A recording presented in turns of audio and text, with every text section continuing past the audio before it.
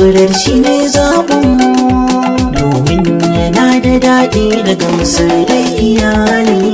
A ƙoƙarin al'umma na ganin sun samar da daddaɗan karin kumallo ga iyalinsu, kowane iyalai suna ƙoƙarin sama wa kawunansu abinci mai tsafta kuma mai gina jiki. Sakamakon kasancewar biredi shine mafi yawa daga cikin abin da muke amfani da shi yayin karin kumallo. Haka ne ya sa shahararren kamfanin nan mai suna Precious Bread yake dagewa don faranta rayukanku. Precious Bread mun shirya tsaf don tabbatar da farin cikin kwastomominmu. Precious Bread yana da daɗi, ga laushi, ga tsafta, ga arha. Precious Bread ana samar da shi ne daga fulawa, madara, bota da sauran abubuwan inganta lafiya. Nemi naka Precious Bread domin inganta jin daɗi da walwalar iyalinka. Precious Bread muna nan a tudun Yola C kusa da rafin ɗan Nana, ko a tuntuɓe mu a lambar waya kamar haka: 07036492225 ko 08054433248 ko 08031800041. Mun gode.